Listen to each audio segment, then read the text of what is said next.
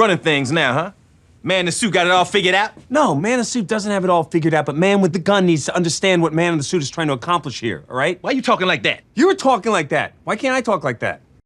Okay, everybody, you just saw a scene from Tower Heist with Ben Stiller, and I've been very clever to invite Ben Stiller to the show right now. Here he is. Hi, Peter. You feel, are you still feeling Tower Heist? Are you? I am. I've shaken off that character. I'm now, yeah. It take about a month to 2 months to shake off a character after a film. Well, literally.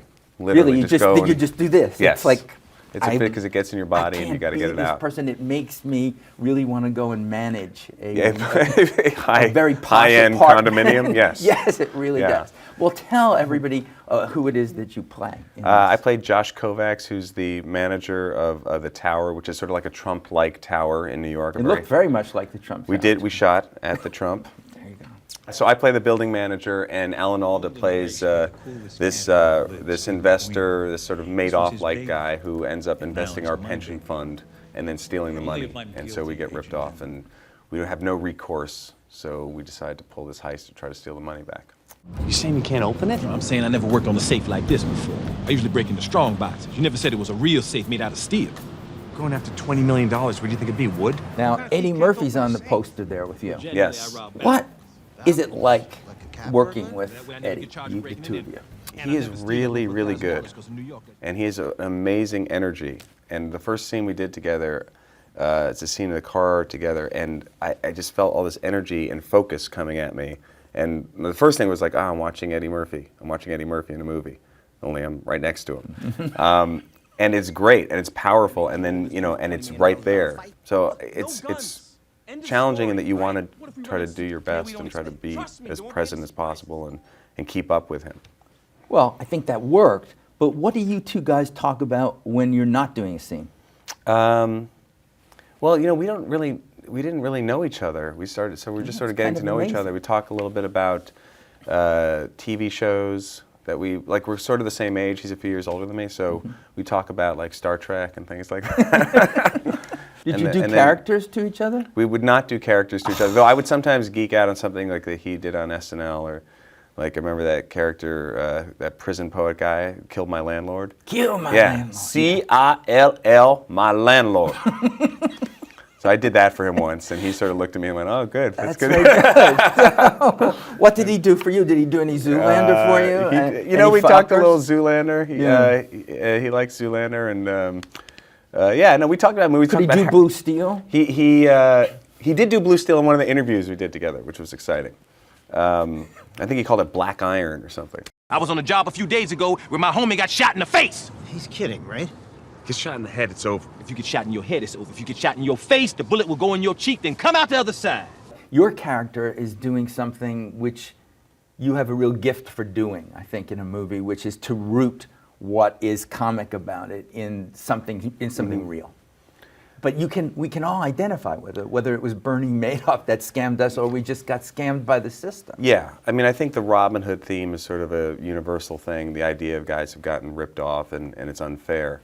But, you know, for me, this movie, what I was excited about was it's a heist movie. I'd never done that kind of movie. I love those kinds of movies growing up, watching those 70s New York heist movies. Which one, admit? I love the Hot Rock. Robert Redford. No one talks about that Nobody talks about it. anymore. Robert Redford, George Siegel.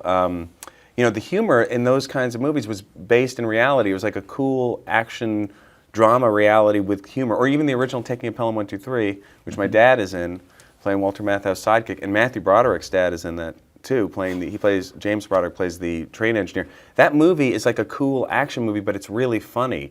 And there's humor throughout it, intentionally. You don't really see that anymore, so Brett and I talked about that, the idea of that sort of vibe. And then when Eddie came on board, you know, his sort of history with action comedies, you know, sort of creating that genre in the 80s, really. And so, of course, an audience is expecting comedy, and at the end of the day, you know, that's what the movie is delivering, but I'm not looking at it that way. I'm trying to look at it just as like a movie that works and try to, you know, have that reality and let the humor come out of that, hopefully.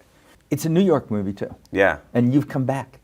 Yes. You've come back to us, Ben. I have, yeah. You're here. I've rediscovered. You have left Demon Holland and returned I to us clawed here. my way out. What made that happen?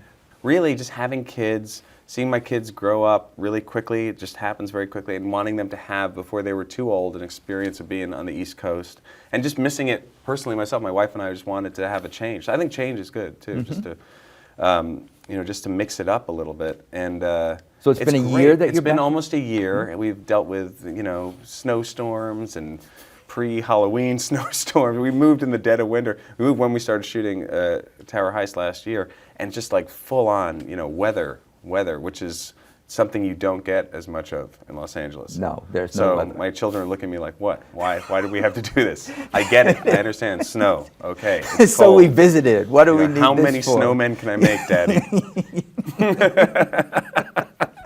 I saw a Hollywood Reporter cover story on Mm-hmm. you that said something like, "The serious life of a driven comic." Yes, I get that in the contract that that's what the name of the That it should article say is going to be. it should always say that. I don't know why they go with that, but I guess it's just. But do you feel that, or does I it don't. does I reading don't. that make you want to run amok? No, it doesn't. You know what?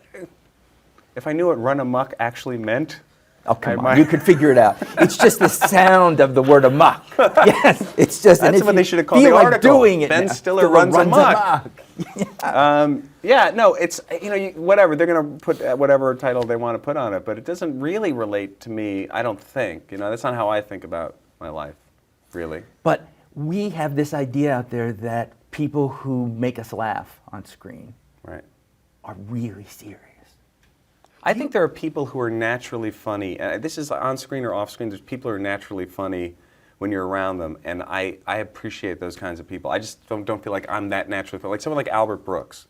He's a guy, you hang out with him, he is just genuinely funny, in real life. He's a stand-up comedian, that's where he comes from, and I just have never been that guy. I've just never been that funny in life. So like that pressure, I feel like that's what maybe that refers to.